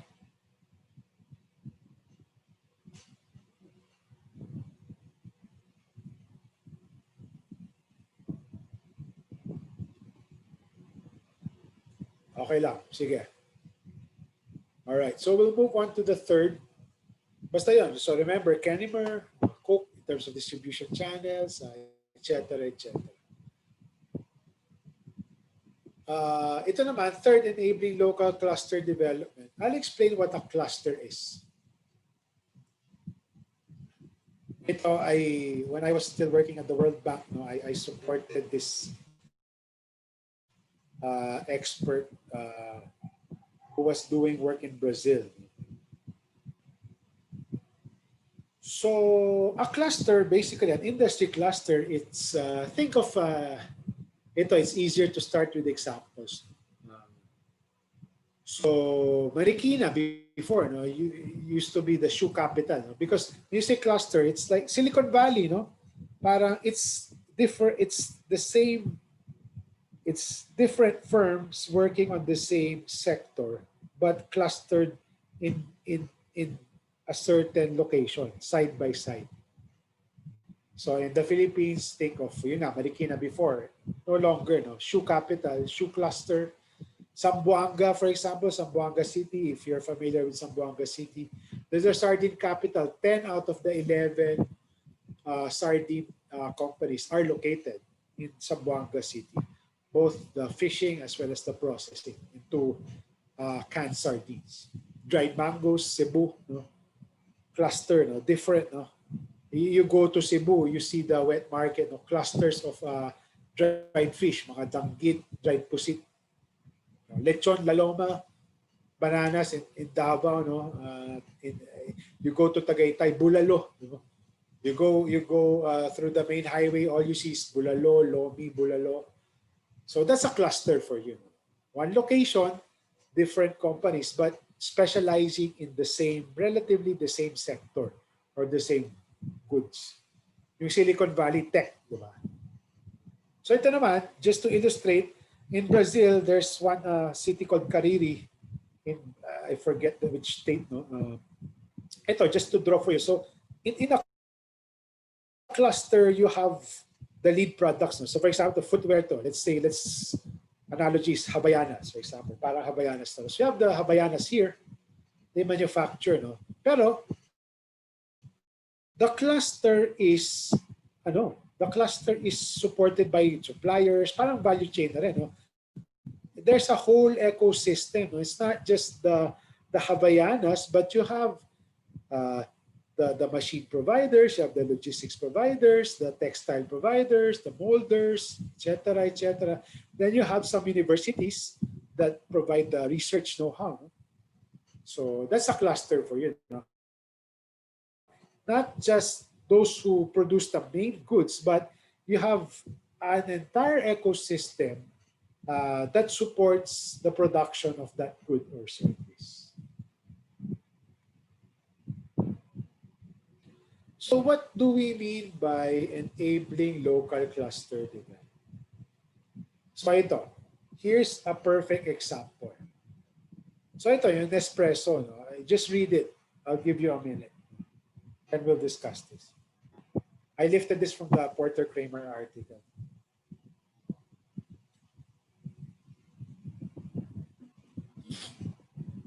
So it's kind of similar to value chain. Pero nga, so you analyze, whether there's an emerging cluster or a cluster that you can help create. So what Nestle did, basically they analyzed the coffee cluster, something like this. No? They drew the cluster and identified where are the gaps, where are the weak spots, where can we enter. So dito, for example, so input providers, parang kulang input providers. There's no plant, fertilizers, etc. So let's support that part of the cluster. Let's give farmers access to that. Kulang ng processing facilities. So okay, we'll also support farmers have access to finance or credit to have facilities, to produce higher quality beans. Tapos yun, extension programs, di ba? We discussed what an extension program is. Let's see sino ba yung mga schools dito who we can introduce a program on coffee production so they can train the farmers. So yun. So it's identifying what are the gaps in that cluster ecosystem and providing support. Kulang dito sa packing. We will try to provide interventions to help create that sustainable system. Kulang ng research on good coffee, whatever, or good styles of footwear. Let's introduce a program there. Pwede yan. For example, Havaianas, kulang dito. I'll support a program in school, in that university, so we can have a sustained program that will eventually help production of the footwear or research into proper footwear production techniques or what have you. So ganun siya. So usually this is done by the larger ones, more internationally oriented, because they have the financial muscle to really provide intense support. So ito, Nestle nga, di ba? So kita silang, let's say, African country, kasi Africa is the one big on coffee. Let's support that by, let's target the university, let's partner with this, let's give high inputs, everything that's needed in that ecosystem for them to prosper. So win-win, di ba? So ang dami mong na-solve na issues, and that for Nestle, that ends up helping the farmers and creating employment. And at the same time, it helps my Nespresso business. So win-win. So again, it's addressing a social issue with the business.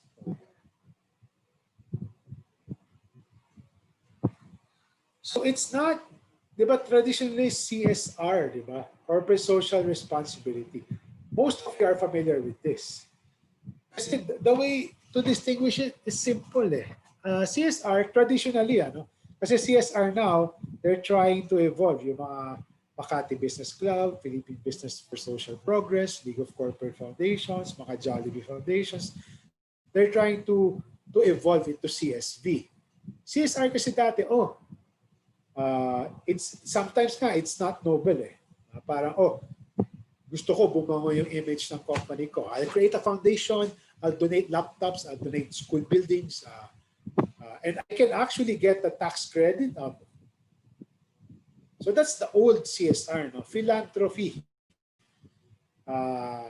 It's not shared value kasi you distribute excess value, excess profit. So philanthropy, charitable, hindi siya sustainable because it's like you di ba? It's a dole out basically. When you give to the beggar on the street, that's not sustainable. Yes, that's good, but it's not sustainable kasi it ends there. Shared value naman, it's more sustainable kasi there's a business model. Kasi business is known to be a sustainable, providing a sustainable model. So again, the important thing is CSR is more, it's indirect. No? It's not part of what they do. It's not part of the business process. No? But it's external. Once I get profit, sige, I'll donate. That's the old CSR. CSV naman, no. It's a win-win. We'll generate profit by integrating or mainstreaming. I define mainstreaming in Canvas. No? That meeting the social goal into the way I do my business.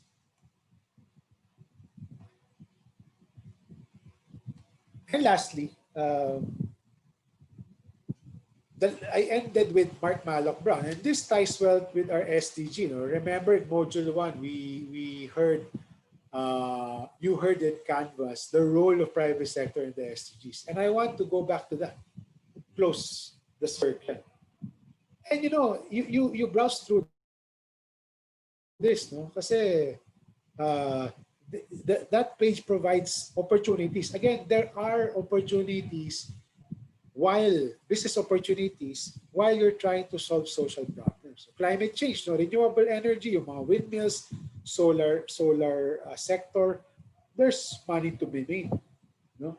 Health and well-being, Ayala has started venturing into lower cost quality education, health care as well, agriculture, no? Kenimers, for example, addressing pollution in developed countries, bike sharing, for example. So you go through the list.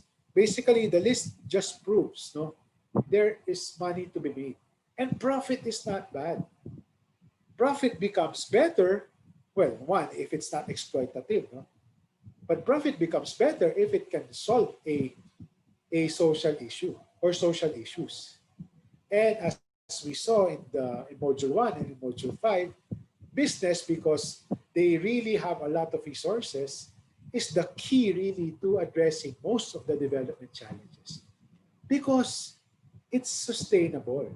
Dole out kasi, once it's done, and then it's done. Business kasi, you can continue. Profit, you flow it back to that inclusive business. So, tuloy-tuloy.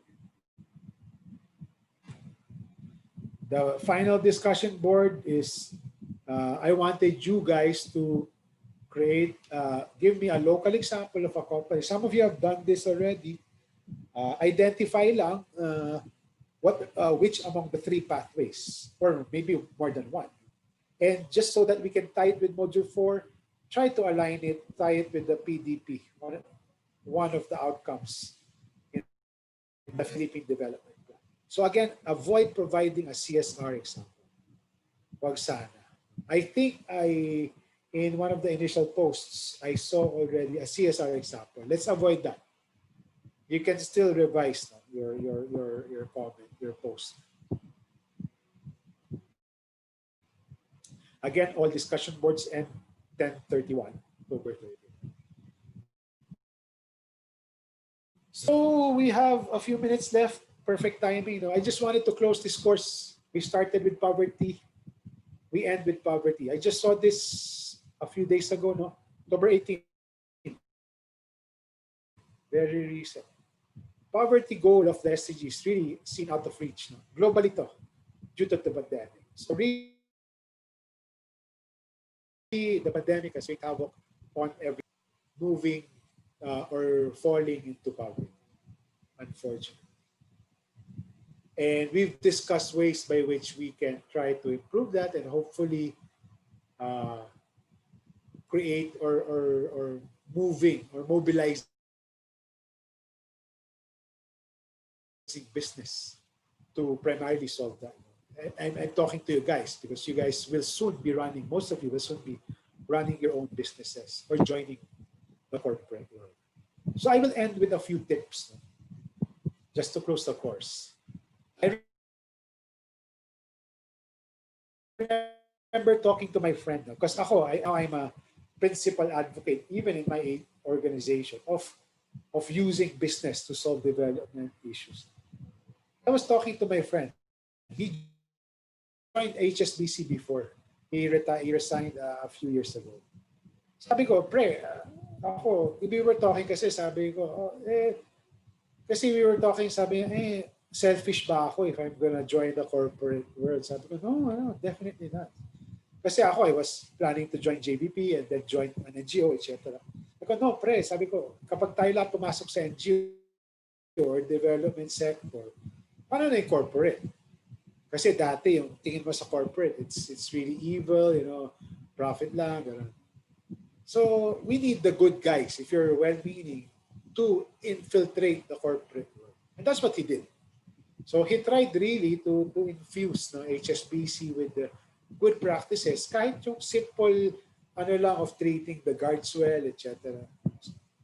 Something to think about. You don't have to directly work in the social sector, NGO, or if it's a sector, let's say corporate, that's not traditionally viewed as socially oriented, it doesn't have to be. You can affect change in any sector. That's why I kept harping, I kept exploring with you guys, shared value example. You can do good even in any sector. But if you really are interested in NGO, social work, government work, or development sector in general, please feel free to keep in touch after this course. Too bad lang talaga we did this virtually. I never got the chance to meet all of you. Hopefully, I get a chance to meet some of you in the future. Some tips, it's never early to start really being aware and helping out. Number one, you're still young. The very least you can do, read the news. My top choices, Manila Bulletin, it's boring, but it's the most objective for me. It's not sensationalist, kaya nga boring. Philippine Star, Business World, Business Mirror. Be wary of Manila Times and Tribune. I mean, it's okay to read them, but be cognizant that they have a pro-government bias. On the other extreme naman, Rappler, Inquirer, they're anti-government in general. They have that general bias. So I have my preferred outlets. Be a critical reader. Don't readily believe what's reported by media. Even if it's mainstream media, sometimes they have a really malicious slant. Or what's becoming, or the buzz in social media. Sometimes people pay to get buzz in social media. So be very critical. If you see something, question it first before believing it, or read other sources.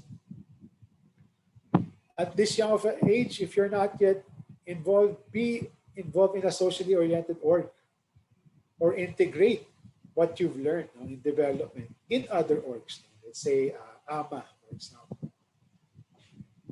Participate, if you want, in protests, as I mentioned, after you've carefully considered the issue.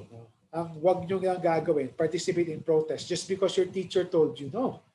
Think for yourself whether it's worth an issue, worthy enough for you to join protests. So participate by all means, but carefully consider.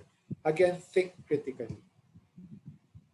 And especially when you're developing concepts in your projects for the fourth year, for example, or you're business orgs, AMA, for example, or AJMA,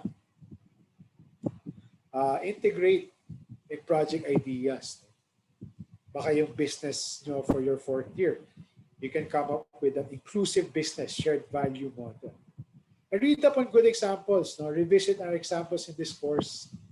Take your NSTP classes seriously. And I'll make a plug if you want to join JVP. That's more than welcome also. They need volunteers every year. But lastly, avoid pity, avoid the messianic complex na, oh, I'm powerful, I can help solve the world. Self-poverty. Do not try to avoid that. I know you guys are Athenians. You're blessed to have been in a good school. You're studying in a good school. No? But avoid that you're more powerful, you're better than people, and thus you have you can help save them. So I'll end there.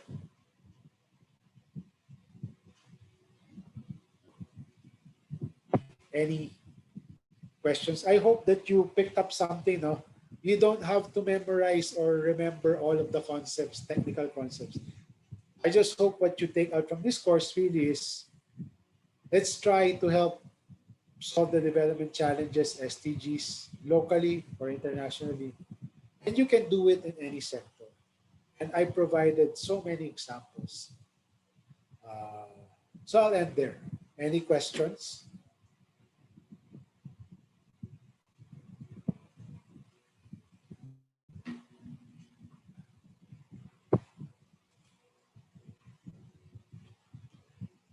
All right. I hope if you want, I'm not forcing you. Maybe you can turn on your videos just to take a, I don't know how do you take a class picture. Let's take like a virtual class picture of some sort before we end. Please lang, if okay with you guys, let's just, yeah. How do you view gallery view? All right. Sige, please. Okay. How do you take a picture using? I can just take a screenshot, I think. Let me close the chat button. I'll just take a print screen. I hope you guys, I mean, it was a long course. I hope you guys found it useful at the very least. And I hope at least for some sections you were really interested. All right. Thanks a lot, guys. I'll take a picture now. Let me just make sure that all right. Thank you very much. Again, thanks for all of your patience. Thanks for participation. Have a good evening, guys. Salamat. Thank you, sir. Thank you, sir. Thank you, sir. Thank you so much, Thank you, sir. sir. Thank you, Thank sir. you. Thank you, sir.